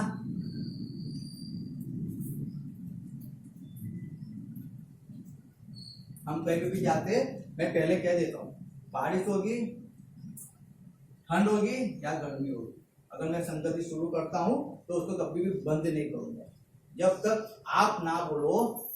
तब पहले किसी भी घर पे जाता हूँ, मैं पहले एक चीज को बोल देता हूँ, अगर मैं शुरू करूंगा तो उसको बंद कभी नहीं करूंगा, कभी नहीं करूंगा। जब तक मैं जी रहा हूं तब तक तो नहीं करूंगा, और जब तक आप नहीं बोलोगे तब तक नहीं करूंगा। फिर चाहे जमाना आके कितना भी दम पछाड़ा करे, कुछ फर्क नहीं पड़ता है मुझे। शैतान कितना भी आके नाचे, तांडव मचाए, उससे भी कुछ फर्क नहीं पड़ता है। मैं मेरा काम तो करते रहूंगा। हालेलुया, मैं मुर्दा हूं, मैं परमेश्वर के वश में हूं। परमेश्वर जो जैसे चलाएगा वैसे चलाऊंगा। मैं एक ही चीज समझ गया मेरी लाइफ के अंदर, जब दानियल को सिंह के बिल में डाला गया, वो भूखे शेर थे, वो ऐसे शेर नहीं थे, भूखे थे। वो शेर फाड़ डाले, तुरंत खाए वो तो भी फाड़ डाले। लेकिन जब दानियल सिंह के बिल में डाला गया ना, क्या बात है, सिंह भी परमेश्वर को अधीन हो जाते हैं। उन्होंने भी आप डकार नहीं मारी, आवाज नहीं निकाली और दानियल के पैरों में जाके गिर हो गई शांति से। क्या बात है, सोचो ना, कभी सोचा है कि अग्नि परमेश्वर को अधीन हो जाती है? परमेश्वर ना बोलता है कि मेरे लोग है, इसको जलाना नहीं है, तेरी गंध भी उसके शरीर से नहीं आनी चाहिए, उसका ये बाले नहीं बहुत नाजुक होते, ये और ये भी नहीं जलने चाहिए। अग्नि कैसी होगी? तो उनको थोड़ी सी आंच भी नहीं आती, और आंच की बात तो छोड़ो, तो उनके शरीर से स्मेल नहीं आती, क्योंकि वो परमेश्वर को आदमी थे, मरने के लिए तैयार थे, झुकने के लिए तैयार नहीं थे। Hallelujah, hallelujah. यहाँ पे तो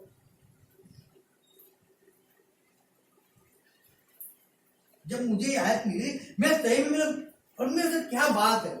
बाइबल पढ़ा, गुजराती बहुत पढ़ा, गुजराती कोई लिखा नहीं, हिंदी में बहुत अच्छा लिख दिया, वश में हो गए, क्या बात है, मैंने बपतिस्मा लिया, अब तो मेरा कोई अधिकार ही नहीं है, अब तो मैं तेरे वश में हो गया, अब तो तू बोले वही मुझे करना पड़ेगा, अब तो मेरी मनमानी तो चलेगी नहीं, अब तो मेरी मनमानी कुछ ही नहीं चलेगी। अब तो क्या परमेश्वर वो जैसे रिमोट दबाता जाएगा, वैसे मुझे कुत्ते जाना है, नाचते जाना है, गाते जाना है, ताली बजाना है, संगत में बगना है, चर्च में बगना है, अब तो मैं उसके अधीन हो गया। क्यों?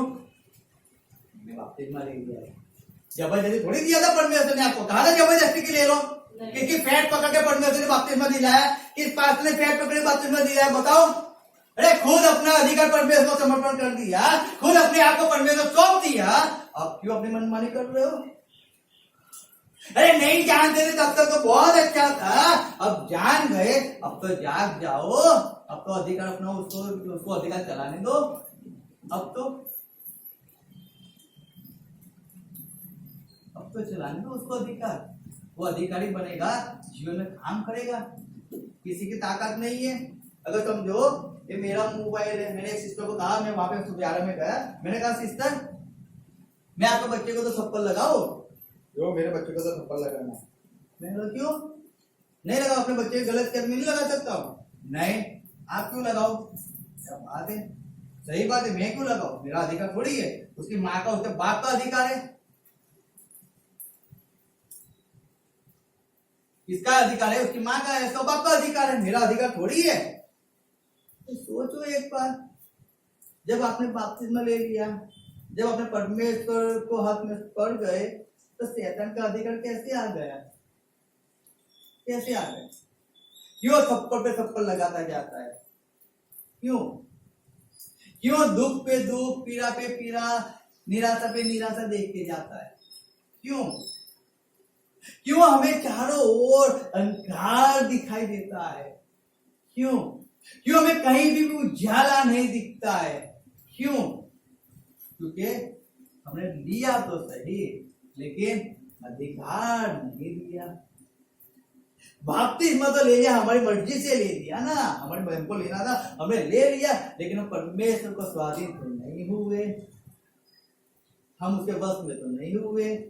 उसको बोला परमेश्वर तो अधिकार चला, क्योंकि मुझे तो बपतिस्मा लेना है, फिर परमेश्वर मेरे एक आज्ञा को मुझे पालन कर दे रहे थे, परमेश्वर बोला अच्छा चल मेरा आज्ञा का पालन, तो मेरे आज्ञा का पालन करता है, चल मैं तुझे बपतिस्मा देता हूँ, और परमेश्वर के अनुग्रह से हम बपतिस्मा में मिल गया।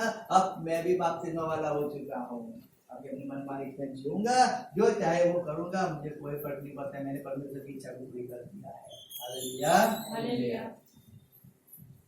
शैतान भी बोलता है आजा बेटा, अब मैं तुझे राज करूंगा, करता है बिंदा। हमने पिछली बार देखा ना, सिमोन बपतिस्मा लिया हुआ था ना, लेकिन जब पतरस और यूहन्ना जब हाथ रखते पवित्र आत्मा मिलता था, क्या कहता है, लो ये पैसा और दान मुझे भी दो, यानी कि अंदर पूरा ही था, अभी तो पाप छुपा हुआ ही था, पूरा अधिकार परमेश्वर को नहीं दिया था ना। इसलिए जब से मैं परमेश्वर में आया तब से लेके आज तक, मैं हर बार इसलिए कहता हूँ 2004 से लेके आज तक मैं कभी भी संगति को मैंने मिस नहीं किया, कभी चर्च को मैंने मिस नहीं किया, क्योंकि मेरा अधिकार परमेश्वर में, मेरा रिमोट उसके हाथ में, मेरे हाथ में नहीं है। वो मुझे कभी भी ऐसा नहीं कहता है कि संगत में मत जा, कभी मुझे ऐसा नहीं कहता है कि चर्च में मत जा, कभी मुझे नहीं कहता। वो एक ही चीज मुझे कहता है हर बार, क्या कहता है मालूम है? मेरी आज्ञा का पालन।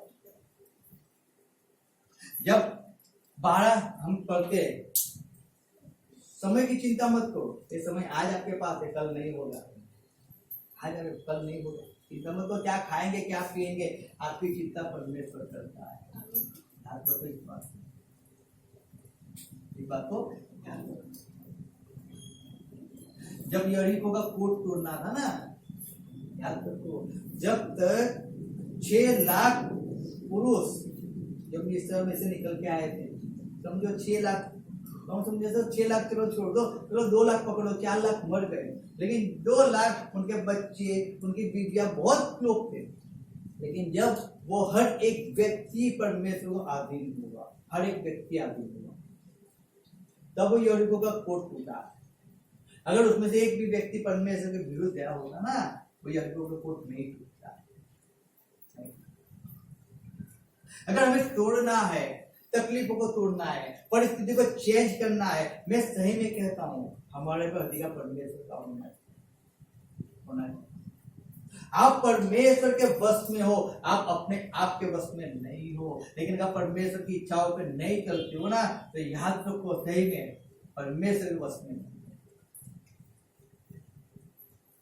हम जानते हैं कि हम फ्री में घर पे बैठे रहे, लेकिन परमेश्वर के पास नहीं आते। हम जानते हैं कि आज प्रार्थना है, हम जानते हैं क्या संगति, हम जानते हैं कि आज साफ सफाई, हम जानते हैं क्या ऐसा है, हम जानते हैं कुछ भी आज हम जानते हैं, लेकिन हम नहीं जाते हैं ना। हम हमारे बस में, हम शैतान के बस में, क्योंकि वो नहीं जाने देता है, वो नहीं जाने, वो करने नहीं देता है आपको परमेश्वर के काम, वो परमेश्वर में आपको नहीं जाने देता है, ठीक है? शैतान याद करो, हम पे अधिकार परमेश्वर का होना चाहिए। हमें उसके नाम से बपतिस्मा मिला, ना ही हमें किसी और के नाम से। अगर आप मेरे चर्च में आओगे तो भी आपको यीशु मसीह के नाम से बपतिस्मा दिया जाएगा, और आप किसी के भी चर्च में चले जाओ तो भी यीशु मसीह के नाम से बपतिस्मा दिया जाएगा। नाम वही है, नाम वही है, और अधिकार परमेश्वर भी वही एक ही है। फर्क उतना है कि जो बपतिस्मा देता है ना, वो उसके वश में नहीं जाता, वो अपनी मनमानी में, वो केवल ऐसा समझते हैं कि मुझे केवल एक आज्ञा का पालन करना है, क्योंकि मैं मसीह हूँ, मुझे उसकी आज्ञा का पालन करना है, तो मुझे बपतिस्मा लेना जरूरी है। तब मैं चर्च में जाऊंगा, तब मैं प्रभु भोज दे सकूंगा, तब मैं चर्च का सभासद ले सकूंगा, तब मैं चर्च के अंदर आगे बढ़ के काम कर सकूंगा। इसलिए मुझे बपतिस्मा आवश्यक है। मैं मर भी जाऊँ तो मुझे दफन किया जाए, इसलिए मुझे बपतिस्मा आवश्यक है, इसलिए बपतिस्मा लेते। वो सोच कर लेते, ऐसी सोच नहीं होती है कि मैं बपतिस्मा लूंगा तो केवल परमेश्वर तेरा अधिकार मुझे होगा, मेरी मनमानी में नहीं करूंगा, कभी नहीं।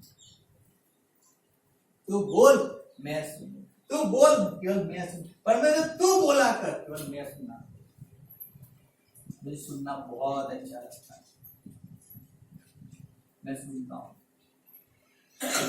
मैं सही नहीं कहता हूँ, मैं सुनता हूँ, मुझे सुनना बहुत अच्छा लगता है। बोलने से ज्यादा सुनने में बहुत मजा आती है, बहुत सीखने को मिलता है। आया मुझे इस संसार चलना है, ये तो मैं मिस करके गया, मैं तो भूल गया था कि मैंने परमेश्वर को अपना जीवन दे दिया था, अब तो मुझे एक संसार चलना है। चलो अवश्य आ गया, याद आ गया, किसी ने याद दिला दिया, जब वो संसार चलना है। क्यों मालूम है? मैं तो उसके बस में हूँ ना, वो मेरा अधिकारी है।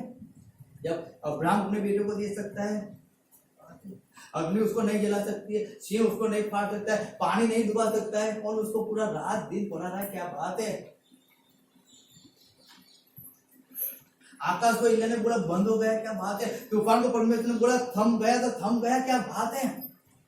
अरे मुर्दा सबसे बड़ी बात है, जो मुर्दा था वो भी 4 दिन का था, ऐसा नहीं कि 5 दिन पहले मरा है, नहीं, 4 दिन का मुर्दा था। लोग बोलते हैं सड़ गया होगा, वो बोलता है विश्वास रखो, मुर्दे को आवाज दिया, वो जिंदा होती आ गया, क्या बात है! सेवल भी परमेश्वर की बात को सुनता है, वो भी परमेश्वर के बस में है, क्या बात है! केवल एक मनुष्य परमेश्वर के बस में नहीं होता है, केवल एक मनुष्य परमेश्वर को अपना अधिकार पूरा नहीं देता है। परमेश्वर आपको एक ही चीज कहता है, अपना पूरा अधिकार उसको दे दो, अपनी मनमानी को छोड़ो। जब तक आप परमेश्वर को अधीन नहीं हो। मैं सही में कहता हूँ, आपकी खुशी है या आपका दर्द है, आपका आनंद है या आपकी पीड़ा है, जो कुछ है वो परमेश्वर को अधीन कर दो, उसको अधीन कर दो।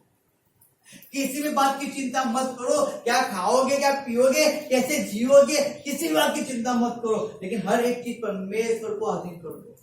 परमेश्वर, मैं तेरा हूं, ये सब तेरा है, मैं तेरे अधीन हूं। परमेश्वर, ये तेरे अधीन है, मैं तेरे बस में हूं, ये सब तेरे बस में। परमेश्वर, तू कहेगा और चला जाएगा, तू कहेगा तो उसको अधीन हो जाओ, उसके बस में चले जाओ। मैं सही में कहता हूँ, वो जो जीवन है ना, मैं सही में कहता हूँ, बहुत आनंद, बहुत आनंद उसके बस में। हर एक बात के अंदर, जैसे दाऊद कहता है, जब किसी ने कहा मिलते चलो प्रभु के घर तो चले, मेरा मन आनंदित हुआ। क्या बात है, यहाँ पे तो संगति की बात करते, आनंदित हो भी रोने वाला हो जाता है। वो कहता है, जब किसी ने कहा मैं आनंद से भर गया। क्या बात है, जो अधीन था परमेश्वर। हालेलुया। अब उत्पत्ति से जब परमेश्वर ने झाड़ को कहा, कौन से झाड़ को कहा, किस झाड़ को कहा परमेश्वर ने, किस झाड़ को कहा, अंजीर को कहा ना। क्या बात है, परमेश्वर बोला अंजीर सूख गई। क्या बात है, परमेश्वर बोला है मैं तो उसको अधीन हूँ, मुझे सूखना पड़ेगा। अरे पौलुस कहते हैं मैंने पूरी रात मेहनत किया है, परमेश्वर कुछ नहीं मिला, मैं मछुआरा हूँ। परमेश्वर बोलता है तू दाल तो सर जाल दाल, मच्छी आएगी। मच्छी ने सुना, अरे परमेश्वर ने आवाज दिया है, मैं तो परमेश्वर को अधीन होना है, चलो भागो मच्छियों पुकारो, अरे सुरेश आ जा, अरे जतिन आ जा, अरे रीमा आ जा, कंजर आ जा, तू भी आ जा। सब साथ में जाते हैं, क्यों, हम पे तो परमेश्वर का अधिकार है। हालेलुया, हम पे परमेश्वर का, हमारा अधिकार नहीं है। उसको कहा जाता है अधिकार। अरे परमेश्वर के लिए मरने के लिए भी तैयार होने चाहिए, उसको कहा जाता है परमेश्वर का अधिकार। मर जाएंगे, सही में कहता हूँ, झुकना नहीं है परिस्थिति के सामने, नहीं झुकना है। अरे 104 डिग्री ताव हो, मैं सही में कहता हूँ, बहुत सी जगह जब हम जाते हैं ना, परिस्थिति बहुत खराब है, लो मौसम हो जाता है, 5-5-10 सुबह टॉयलेट में जाके आते हैं, लेकिन नई संगत में जाना है, जाते ऐसे बैठे रहते हैं, परिस्थिति बहुत खराब होती है। मैं सही में कहता हूँ, लेकिन हम कहाँ है, हमारे परमेश्वर के है, हम कहाँ अपने। ये दर्द, ये बीमारी, ये परिस्थिति मुझे क्या सताएगी, क्या सताएगी, एक दिन आएगी, दूसरे दिन भग जाती है। हालेलुया, आती है, हैरान करती है, मैं ना नहीं बोलता, लेकिन दूसरे दिन भग जाते हैं। फिर तो मालूम नहीं कहाँ चली गई, वो भी मालूम नहीं पड़ता है। फिर कोई और नहीं आएगी, वो पुरानी तो आती ही नहीं है, नई और आएगी, वो थोड़ा हैरान करता सताएगी।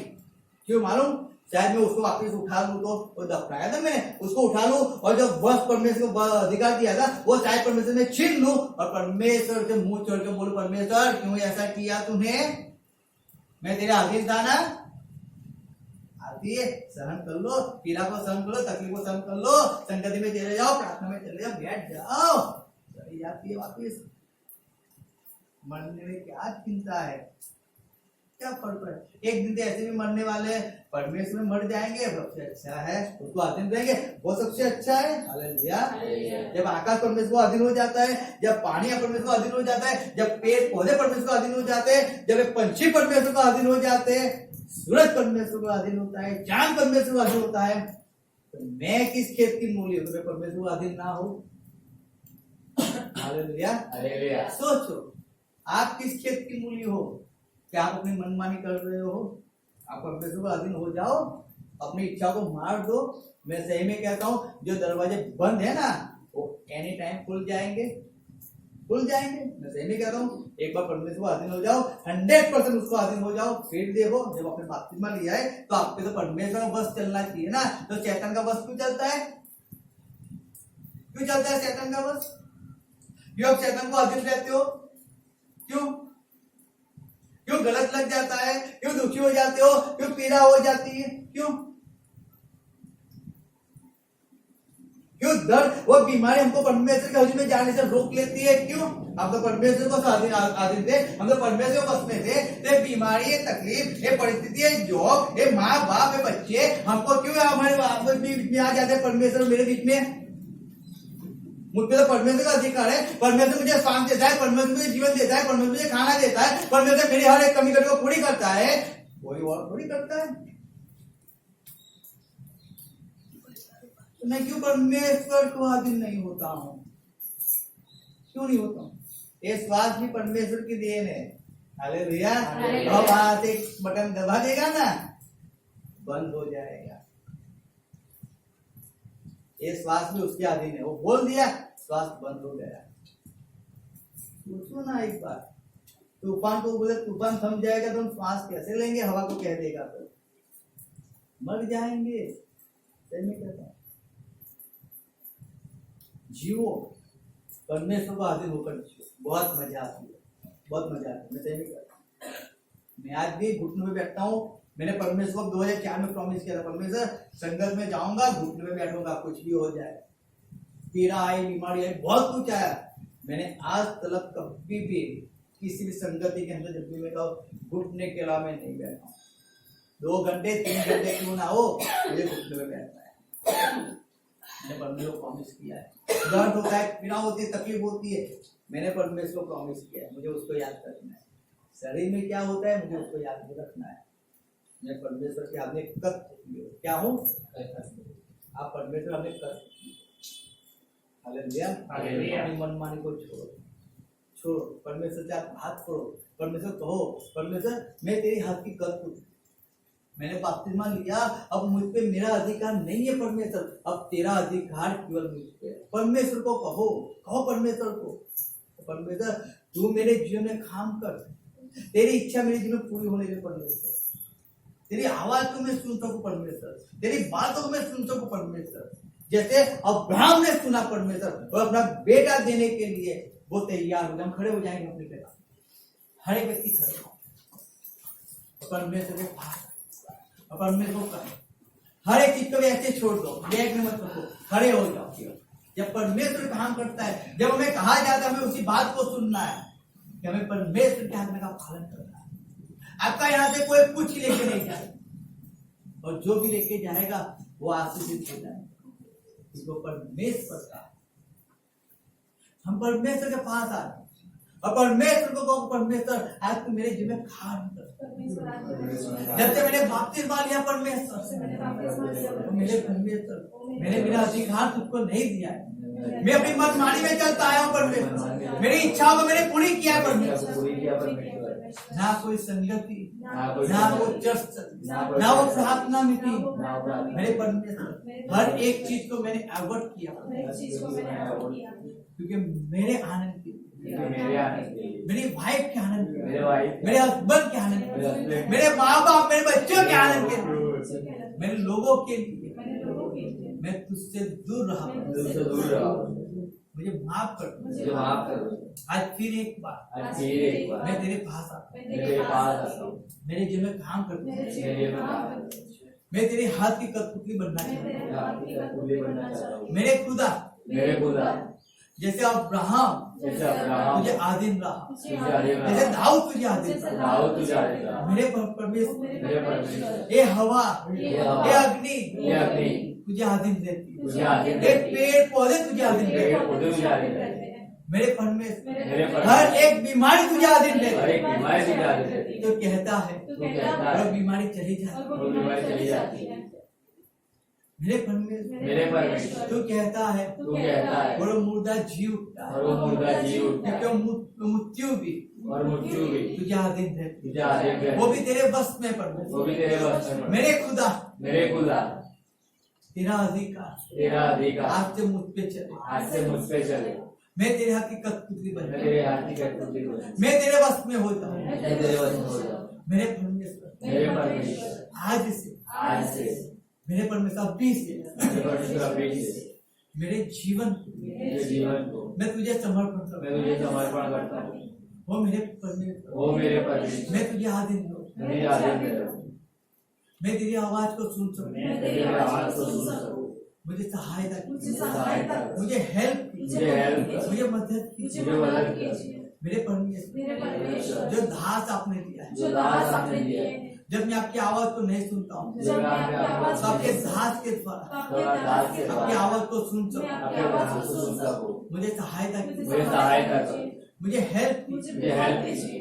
मैं उधर उधर ना भटकूं, मैं इधर उधर ना भटकूं, मैं घर के अंदर ना बैठा मैं हूं, घर के अंदर ना बैठा हूं, लेकिन मैं तेरे पास आऊं, लेकिन मैं तेरे पास आऊं, तेरी हजूरी में आऊं, तेरी हजूरी में आऊं, हर एक परिस्थिति को छोड़, हर एक परिस्थिति को छोड़, हर एक बीमारी को छोड़, हर एक बीमारी को छोड़, हर एक दुख को छोड़, हर एक दुख को हर एक छोड़, पीड़ा को छोड़, हर एक पीड़ा को छोड़, जो मुझे जीवन नहीं दी, जो मुझे जीवन जो मुझे आशीष नहीं दी, जो मुझे आशीष नहीं लेकिन देता, जो कुछ मेरे पास है जो कुछ मेरे पास वो लेके चली जाए, वो वो लेके चली जाए। उससे अच्छा परमेश्वर, उससे अच्छा परमेश्वर, मैं तेरे पास आ, मैं मैं तेरे पास आता हूँ। मैं तेरे वश में हो मैं जाए, तेरे पास में जाऊं, मुझे सहायता मुझे कीजिए, सहायता कीजिए, मुझे सहायता मुझे कीजिए, सहायता कीजिए, मुझे हेल्प मुझे कीजिए, हेल्प कीजिए, कीजिए। मेरे परमेश्वर मेरे परमेश्वर यीशु मसीह, यीशु मसीह, आज से आज से मेरे जीवन के अधिकार मेरे जीवन के अधिकार मैं आपको बना, मैं आपको बनाता हूँ। आप मेरे जीवन में काम आप मेरे जीवन में काम करें। यीशु मसीह के नाम से यीशु मसीह के नाम से मैं प्रार्थना मैं मैं प्रार्थना करता आप सुनिए, आप सुनिए ग्रहण कीजिए। और ग्रहण कीजिए। हाँ, आमीन। Just thank you, thank you. क्या आप तैयार हो? यस। परमेश्वर कहता है कि आप तैयार हो आज हाँ, उस बीमारियों को निकालने के लिए, हाँ, उस दुखों को दूर करने के लिए, हाँ, उस शैतान के सामने लड़ने के लिए। हाँ, परमेश्वर कहता है कि आप तैयार हो। Yes. Yes, thank you, thank you. आए हम परमेश्वर के पास, कमान करे परमेश्वर शैतान, परमेश्वर के नाम से कमान करे, क्योंकि वो हर एक चीज वो परमेश्वर को आती है। याद रखो, परमेश्वर के वश में, अगर आप परमेश्वर के वश में हो, याद रखो जो चीजें आपके जीवन में, जो तकलीफें आपके जीवन में काम करती है, वो भी परमेश्वर के वश में। अगर आप परमेश्वर के हो जाओगे, वो हर एक तकलीफ आपके जीवन से दूर हो जाएगी। इस बात को याद रखिए। परमेश्वर कहता है आप परमेश्वर के हाथों में तो क्या विश्वास रखो, वो कल भी, आज भी और युग वो वैसा ही परमेश्वर है। वो कभी चेंज नहीं होता है, वो कभी बदलाता नहीं। याद, अगर उसने एक बार बोल दिया, वो पत्थर की लकीर हो गई, उसको कोई चेंज ही नहीं कर सकता है। उसने कहा है ना पानी आपको डुबाएगा और ना आग आपको जलाएगा। याद करो, उसका वचन कहता है अगर आप उसके हाथों में हो तो कोई बीमारी, कोई अशुद्ध आत्मा, कोई अंधकार की सत्ता आप पे अधिकार नहीं चला सकती। क्या आप पे अधिकार परमेश्वर का? आज परमेश्वर के पास ना, और परमेश्वर के नाम से उससे कमान करते हैं, हर एक व्यक्ति के मुंह को उठा दो। याद रखो, आप कितने भी जोर से बोलोगे, लेकिन अगर आप डर रहे हो ना, याद रखो, तो आपके मुंह से निकला हुआ हर एक शब्द कुछ काम का नहीं। और शायद आप स्लो बोल रहे हो और तब भी आप डर रहे हो, तो भी वो कुछ काम का नहीं। यानी कि डरना बंद करो, डरना छोड़ो, हिम्मत से परमेश्वर के नाम से शैतान को कमान करो, तो आपके शरीर से निकल जाए। कमान करो उसको, अपने मुख से आवाज के निकालो तो कि वो शैतान कमान करता हूँ यीशु मसीह के नाम से, यीशु मसीह के नाम से मेरे शरीर में से, मेरे परिवार में से, से आउट हो जा, आउट हो जा। हर एक शैतान की आत्मा, हर एक शैतान की आत्मा, हर एक अशुद्ध आत्माएं, हर एक अशुद्ध आत्माएं, यीशु मसीह के नाम से, यीशु मसीह के नाम से मेरे शरीर में से, मेरे शरीर में से, परिवार में से, मेरे परिवार में से आउट हो जाए, आउट हो जाए। कमान करता हूँ, कमान करता हूँ हर एक कैंसर को, हर एक कैंसर को, हर एक डायबिटीज को, हर एक डायबिटीज को, हर एक हाई बीपी को, हर एक हाई बीपी को, लो बीपी को, हर एक लो बीपी को, यीशु मसीह के नाम से, यीशु मसीह के नाम से मेरे शरीर में से, मेरे शरीर में से, मेरे परिवार में से, मेरे परिवार में से आउट हो जाए, आउट हो जाए। हर एक पथरी की बीमारी, हर एक पथरी की बीमारी, हर एक HIV, हर एक HIV, हर एक ब्लड की बीमारी, हर एक ब्लड की बीमारी, हर एक आंखों की बीमारी, हर एक आंखों की बीमारी, यीशु मसीह के नाम से, यीशु मसीह के नाम से मेरे शरीर में से, मेरे शरीर में से आउट हो जाए, आउट हो जाए। होली घोस्ट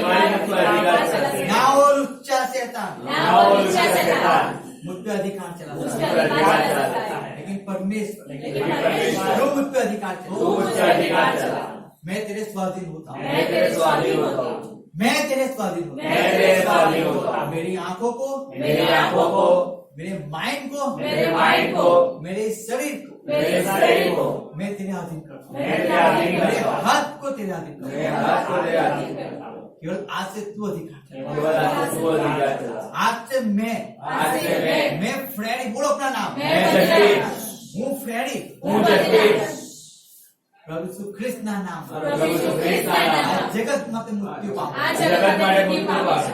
હું આજથી હું આજથી 2023 વર્ષ પહેલા 2023 વર્ષ પહેલા ક્રૂસ ઉપર ચઢાવ્યો ક્રૂસ હતો. ઉપર ચઢાવ્યો. આજથી હું નથી, આજથી હું નથી. મારી અંદર પણ મારી અંદર કેવળ પ્રભુ ખ્રિસ્ત જીવે છે. કેવળ પ્રભુ ઈસુ ખ્રિસ્ત જીવે છે. કેવળ પ્રભુનો અધિકાર છે. કેવળ પ્રભુનો અધિકાર છે. મારા દેવ ઓ મારા દેવ. આજથી કહ્યું તેઓ તે મારા અધિકાર છે. આજથી આજે કેવળ તમારા પ્રભુનો અધિકારી અધિકાર. છો. તમે મારા અધિકારી છો. તમારા અધિકારી છો. હું તમારા હાથોની કઠપૂતળી છું. હું તમારા હાથોની હું તમારા વશમાં છું. હું તમારા વશમાં છું. તમે ચાહો એ પ્રમાણે તમે ચાહો એ જ પ્રમાણે કરો. હું મારા દેવ. ઓ મારા દેવ. માન કરું છું. કે માન કરું છું. आज दिन लगी આજ દિન લગી જે આત્મા મારા જીવનમાં કામ કરે છે, જે આત્મા મારા જીવનમાં કાર્ય કરે છે. જે પ્રભુ ઈસુ ખ્રિસ્ત તરફથી નથી, જે પ્રભુ ઈસુ ખ્રિસ્ત એ તરફથી યહોવા દેવ તરફથી જે છે, યહોવા દેવ તરફથી એ પવિત્ર આત્મા તરફથી જે છે. પવિત્ર આત્મા એ તરફથી છે. દરેક બીમારીના દરેક બીમારી આત્માઓના યેસુ નાઝારેના નામમાં, યેસુ નાઝારીના નામમાં મારા શરીરમાંથી, મારા શરીરમાંથી, મારા પરિવારમાંથી, મારા પરિવારમાંથી હંમેશા માટે હંમેશા માટે આઉટ થઈ જાય, આઉટ થઈ જાય. આઉટ થઈ આઉટ થઈ જાય. જાય. દરેક વ્યસનનો આત્મા દરેક વ્યસનનો આત્મા યેસુ નાઝારેના નામમાં, યેસુ નાઝારીના નામમાં મારા જીવનમાંથી, મારા જીવનમાંથી, મારા પરિવારમાંથી મારા પરિવારમાંથી આઉટ થઈ જાય, આઉટ થઈ જાય. આઉટ થઈ જાય, આઉટ થઈ જાય. આઉટ થઈ જાય, આઉટ થઈ જાય. આઉટ થઈ જાય, આઉટ થઈ જાય. આઉટ થઈ જાય, આઉટ થઈ જાય. આઉટ થઈ જાય, આઉટ થઈ જાય. Holy Ghost fire, Holy Ghost fire. Holy Ghost fire, Holy Ghost fire. Holy Ghost fire, Holy Ghost fire. Holy Ghost fire, Holy Ghost fire. Holy Ghost fire, Holy Ghost fire. Holy Ghost fire, Holy Ghost fire. Holy Ghost fire, Holy Ghost fire. Holy Ghost fire, Holy Ghost fire. Yesu નાઝારેના નામમાં, યેસુ નાઝારીના નામમાં દરેક બીમારી, દરેક બીમારી, દરેક અશુદ્ધ આત્મા બંધન, દરેક અશુદ્ધ આત્માનું બંધન મારા શરીરમાંથી મારા શરીરમાંથી cancel કરી નાખું છું. cancel કરી નાખું છું. અને આજથી અને આજથી યેસુ નાઝારેના નામમાં યેસુ નાઝારીના નામમાં હું મારા શરીરને હું મારા શરીરને ફ્રી ફ્રી જાહેર કરું છું. જાહેર કરું છું. યેસુ નાઝારેના નામમાં યેસુ નાઝારીના નામમાં હું નિરોગી છું. નિરોગી છું. હું ફ્રેડી જગદીશ નિરોગી છું. નિરોગી છું. પ્રભુ ઈસુ ખ્રિસ્તના પ્રભુ નામમાં ઈસુ ખ્રિસ્તના નામમાં મારા જીવન પર મારા જીવન પર કોઈ અશુદ્ધ આત્માનું બંધન, કોઈ અશુદ્ધ આત્માનું બંધન, કોઈ પણ જાતની બીમારી, કોઈ પણ જાતની બીમારી, કોઈ પણ ચેપી રોગ, કોઈ પણ ચેપી રોગ, કોઈ પણ અંધકારની સત્તા કોઈ પણ અંધકારની સત્તા મારા જીવન પર મારા જીવન પર આજથી એમનો કોઈ પણ અધિકાર કોઈ પણ અધિકાર નથી. નથી. હું દરેકને કેન્સલ કરી નાખું છું. દરેકને cancel કરી નાખું છું. મારા શરીર પર મારા શરીર પર કેવલ કેવલ અને કેવલ અને કેવલ પ્રભુ ઈસુ ખ્રિસ્તનો અધિકાર પ્રભુ છે. ઈસુ ખ્રિસ્તનો અધિકાર છે. Accept કરું છું. હું accept કરું છું. હું accept કરું છું. હું accept કરું છું. હું હું ફ્રેડી જગદીશ પ્રભુ ઈસુ ખ્રિસ્તના પ્રભુ ઈસુ ખ્રિસ્તના વશમાં છું. વશમાં છું. મારું રિમોટ મારું રિમોટ પ્રભુ ઈસુ ખ્રિસ્તના હાથમાં છે. પ્રભુ ઈસુ ખ્રિસ્તના હાથમાં છે. અને આજથી અને એ આજથી જેમ મને ચલાવશે જેમ મને ચલાવશે એ જ પ્રમાણે હું એ જ પ્રમાણે ચાલે. મારી ઈચ્છા પ્રમાણે મારી ઈચ્છા પ્રમાણે મારી મનમાની પ્રમાણે મારી મનમાની પ્રમાણે કેવલ કેવલ પ્રભુની ઈચ્છા પ્રભુની ઈચ્છા એ મારા જીવન પ્રત્યે અને મારા જીવન પર એ જ મારા જીવનમાંથી પૂરી થાય. એ જ મારા જીવનમાંથી પૂરી થાય. મળેલો છું હું મળેલો છું આ જગતમાં આ જગતમાં. અને હું જીવું છું અને હું જીવું છું કેવલ પ્રભુ કેવલ પ્રભુ માટે. યેસુના નામ યેસુના નામમાં હું આ પ્રાર્થના કરું. હું પ્રાર્થના કરું. દરેક વ્યક્તિ પોતાના શરીર પર હાથ મૂકે, દરેક વ્યક્તિ પોતાની આંખોને બંધ કરે એ પ્રાર્થના કરતા કે તમને પ્રભુ ફ્રી કરે, તમને નિરોગી કરે, તમને છુટકારો આપે, તમારા પરિવારને છુટકારો આપે, એ વ્યસનને છુટકારો આપે, દરેક વ્યક્તિ પોતાના મુખને ખોલો.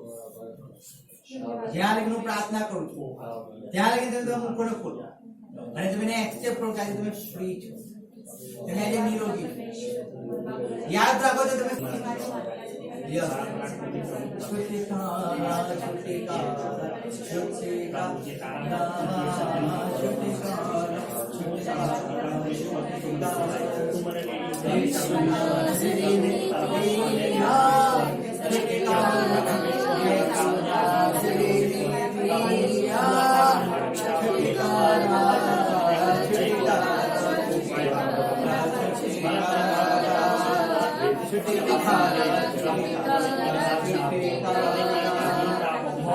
बीमारी आपका जादू ढूंढा है, मौत बीमारी आपका जादू ढूंढा है. यीशु जी ने इन सभी को ढूंढा है. यीशु जी ने इन सभी को ढूंढा है.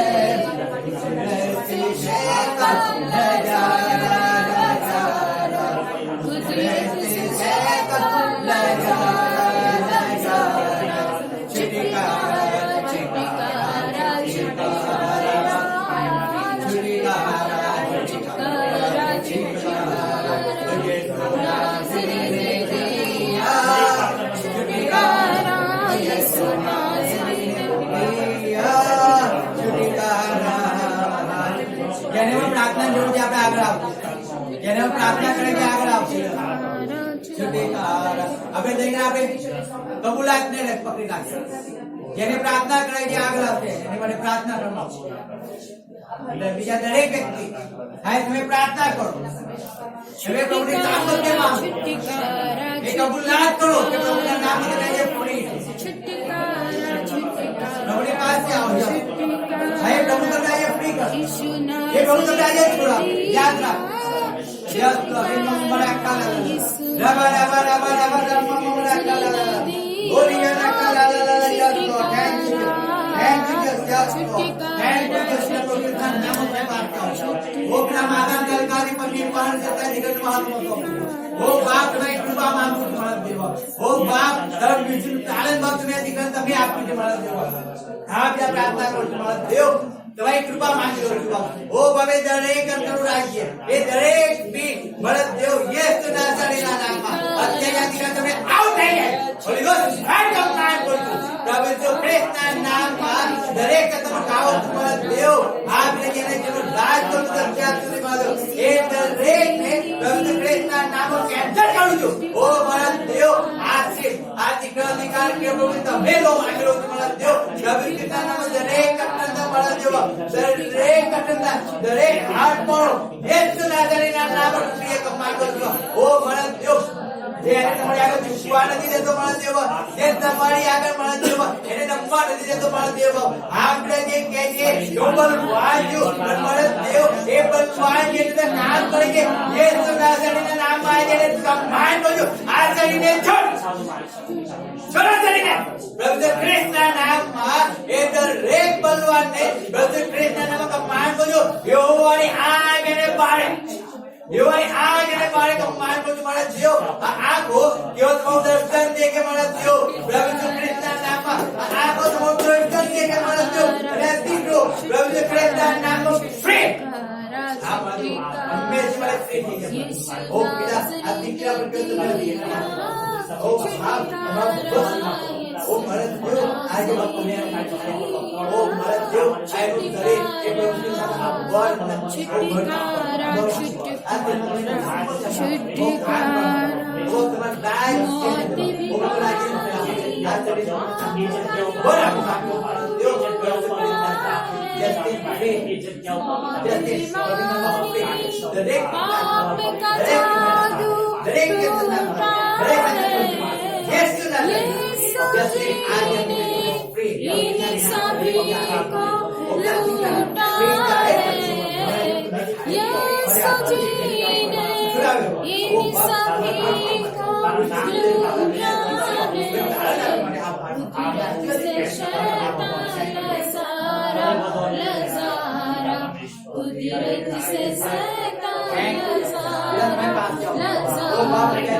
छुट्टी का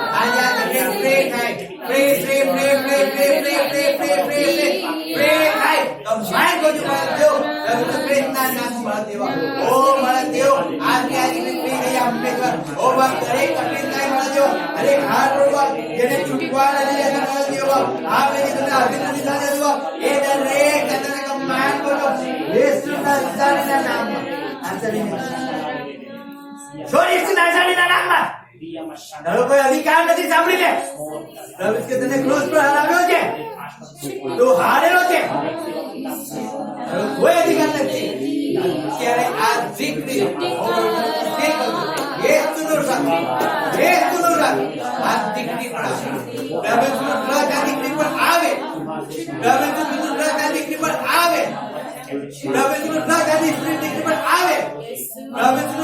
દીકરી પર આવે અત્યારે ઓ મારા દેવ રવેનું સંગ હાજર બ્લડ આ દીકરી પર આવે અત્યારે આવે મારા દેવ રે મમ્મા રાખા લા લા લા લા લા લા ઓ રાબા રાબા રાબા રે મમ્મા રાખા લા લા રિયા રાખા લા લા લા લા લા ઓ રાબા રાબા રાબા રાબા મમ્મા રાખા લા લા લા આ દીકરી